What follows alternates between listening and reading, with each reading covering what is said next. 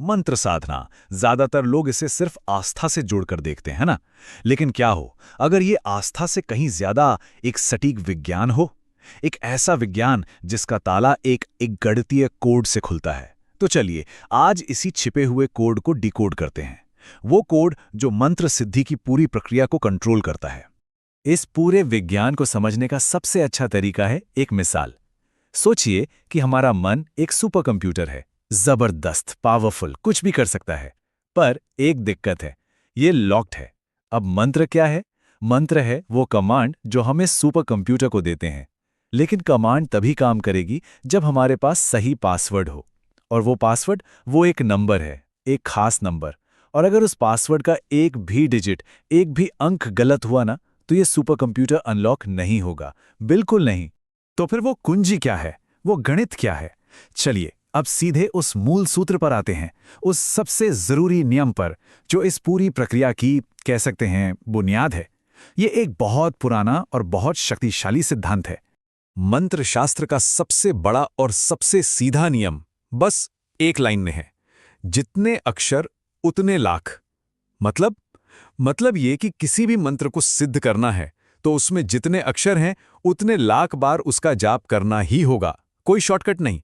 यही इस पूरे विज्ञान का, इसका बेस है, इसका आधार है। चलिए इसे एक बहुत ही जाने माने उदाहरण से समझते हैं। शिव पंचाक्षरी मंत्र नमः शिवाय। अब इसमें अक्षर गिनते हैं, न, म, शी, वा, य। कितने हुए? 5। तो हमारा नियम क्या कहता है? जितने अक्षर उतने लाख, मतलब 5 अक्षरों का सीधा सीधा गणित है 5 लाख जाप। 5 लाख ये बस एक नंबर नहीं है। इस मंत्र की जो चेतना है, जो उसकी ऊर्जा है, उसे पूरी तरह से जगाने के लिए इस संख्या तक पहुंचना ही होगा। इसके बिना मंत्र बस एक प्रार्थना है, एक गुजारिश, वो एक सिद्ध अस्त्र नहीं बन पाता। अच्छा, एक और उदाहरण देखते हैं ताकि ये नियम बिल्कुल साफ हो जाए। गायत्री मंत्र बहुत ही शक्तिशाली मंत्र। इसमें होते हैं 24 अक्षर। तो अब गणित सीधा है ना? वही यूनिवर्सल नियम यहां भी लगेगा। 24 अक्षर मतलब 24 लाख जाप। 24 लाख, जरा सोचिए इस संख्या के बारे में। यह दिखाता है कि जो ज्यादा जटिल, ज्यादा शक्तिशाली मंत्र हैं, उनके लिए किस स्तर का समर्पण, किस स्तर का अनुशासन चाहिए। देखिए, जब एक ही ध्वनि को, एक ही वाइब्रेशन को इतनी बार, लाखों बार दोहराया जाता है, तो वो सिर्फ जुबान पर नहीं रहती, वो पूरे सिस्टम का डीएनए का हिस्सा बन जाती है। और जब ऐसा होता है तब जाकर सिद्धि मिलती है। अब यहां पर एक प्रैक्टिकल सवाल उठता है।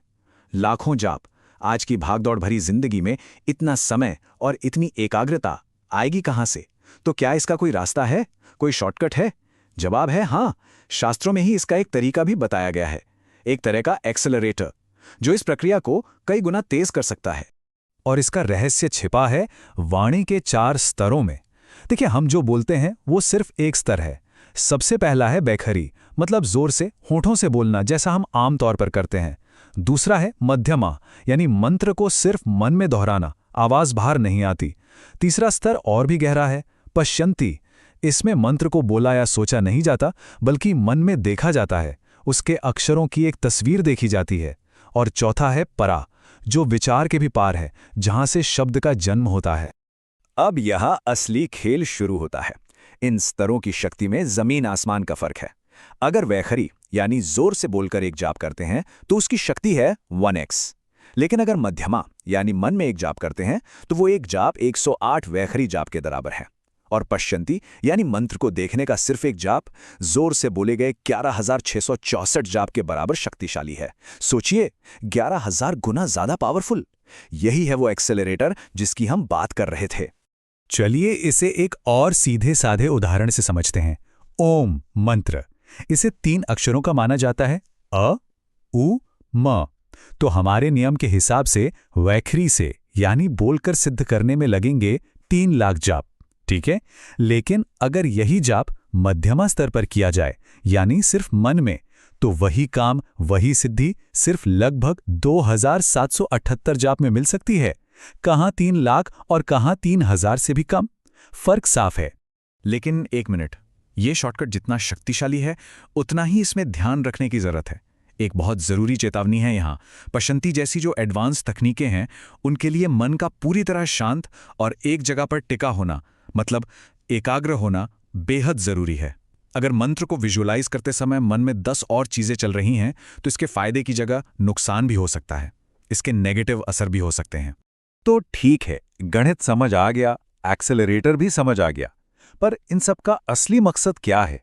ये जो हम सिद्धि शब्द का इस्तेमाल कर रहे हैं, क्या इसका मतलब कोई चमत्कार करना या कोई जादुई शक्ति हासिल करना है? चलिए इस गलतफहमी को दूर करते हैं और समझते हैं कि सिद्धि का असली मतलब क्या है।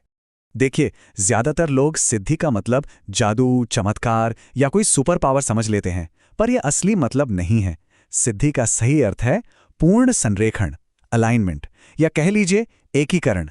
ये वो अवस्था है जब जाप करने वाला और मंत्र की ऊर्जा दो नहीं रहते, एक हो जाते हैं, जब दोनों के बीच कोई फर्क नहीं बचता। ये अंदर की मास्टरी है, बाहर का कोई शो ऑफ नहीं। और इस अंदर की मास्टरी का जो सबसे ऊंचा, सबसे आखिरी पड़ाव है, वो है परावाग। ये एक थ्योरेटिकल स्टेज है।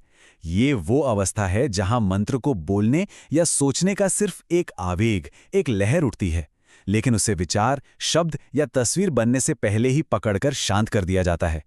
ये सोच से भी पहले की खामोशी है, परम मौन। तो अब आते हैं आखिरी और सबसे अहम सवाल पर। ये जो शक्ति है, ये जो अलाइनमेंट है, इसे पाने की कीमत क्या है? क्योंकि दुनिया में कुछ भी मुफ्त नहीं मिलता। ये एक बहुत ही सीधा साधा लेन देन है। और वो लेन देन, वो अनकहा कॉन्ट्रैक्ट ये है कि कीमत है अनुशासन और उस गणित, उस संख्या का पूरी सटीकता से पालन करना, बिना किसी चूक के। और पुरस्कार? पुरस्कार है मन की अनलॉक हुई शक्ति, वो सुपर कंप्यूटर जो अब कमांड पर काम करेगा, और वो सच्चा आंतरिक संरेखण जिसकी बात हम कर रहे थे। तो फॉर्मूला अब साफ है, रास्ता भी दिखा दिया गया है।